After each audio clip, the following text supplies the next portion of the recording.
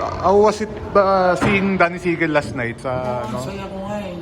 Nagkita kami nung Danny Sigel, nagkwentuhan kami, Danny Ay. Tapos yung 2002 Busan Games, nagkita-kita kami after a long time. So, masaya yung reunion kagabi. Nagkita, nakapag-usap because if not for that, hindi naman kami magkikita. So, kasi baka iba nasa stage, have their own team, si Daniel lang nakikita ko sa laro. But it's a good occasion na magkita-kita kami lahat. How happy are you na yun nga si Danny Sigel nasa 50 greatest? Nasaya ko kay Nelson. Nelson. Yun. Nag-uusap din kami ni Nelson. Nasaya ko para sa kanya. Nasaya ko para kay Danny Sigel. Because, siyempre, naging player ko rin sila. And, yun, utang na loob ko yung pag nandito ko dahil sa kanila. So, ang saya na-awardan sila ng greatest sa PBA. Lalo na si Nelson. Yun nga. Kausap kayo ni Nelson kagabi? Oo, nag-uusap ko ni Nelson kagabi. Gusto naman yung Okay naman, mabait si Nelson eh.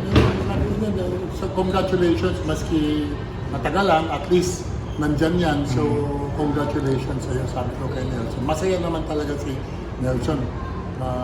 Maski na alam niya matagal, pero ano lang siya, very appreciative naman si Nelson na award sa kanya. In fact, pati yung mga kakampi niya, mga kaplayer niya, ang saya para sa kanya.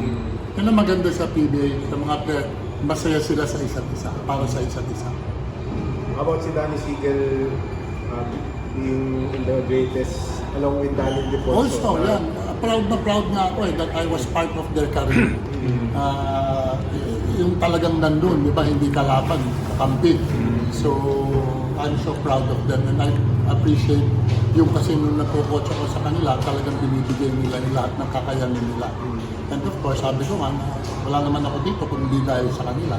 And hopefully, you know, the others, next 10 or next 15, iba na naman na deserving. So, lahat naman sila deserving. So, marami pa naman yan dadating ng mga greatest PBA players. Okay. Also, the time will come. Time will come.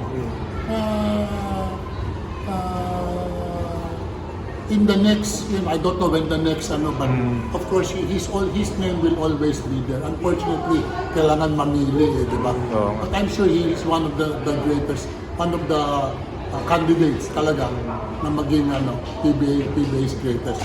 60, 70, 100. Nandyan palagi si Olsen. Matatlo na sila from the group.